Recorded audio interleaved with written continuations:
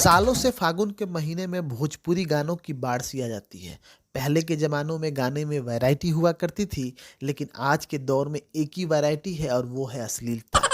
वैसे तो भोजपुरी गानों की नींव ही अश्लीलता पर टिकी है, लेकिन होली के महीने में इनको कुछ ज्यादा ही छूट मिल जाती है। नॉर्मल दिनों में अश्लीलता डबल मीनिंग वाले गाने से चलती है, लेकिन होली के समय में इनको एक्स्ट्रा लिबर्टी मिल जाती है कि अब ये अपनी बातें खुलकर कह सकते हैं।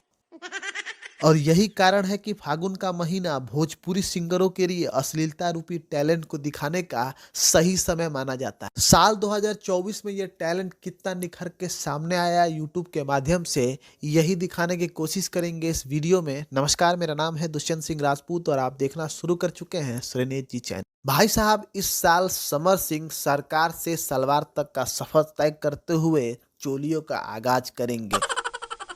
वहीं प्रमोद प्रेमी ने नमस्ते करने का जो स्टाइल चेंज किया है, उसे आप स्टेज शो के दौरान देख ही चुके हैं। बाकी इस गाने को देख के आप समझ पाएंगे। इसके अलावा अगर हम खेसारी लाल की बात करें, तो वो इस बार क्या डालेंगे इसका जिक्र उन्होंने गाने में किया है। इस पोस्टर में तो नहीं देखने को मिल रहा है।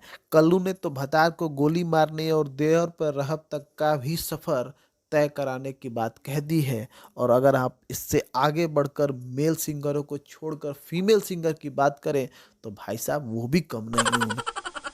के भी गाने एक से बढ़कर सलवार वाली और रंगब सामान गोले गोले तक देखने को इस होली में मिल जाएंगे। ये लोग तो वो सिंगर हैं जिन्होंने भोजपुरी इंडस्ट्री के माध्यम से करोड़ों कमाए हैं और उनके गाने में ये लेबल है अश्लीलता का। अब उनके बारे में सोचिए, जो पहली बार सिंगर बन रहे हैं या खुद को फेमस करने के लिए गाना गा रहे हैं इस होली पे, उन्होंने क्या गंद मचाई है अपने गाने में, उन सब का जिक्र तो मैं अपने इस वीडियो में कर भी नहीं पाऊंगा। बाकी आप खुद समझदार हैं।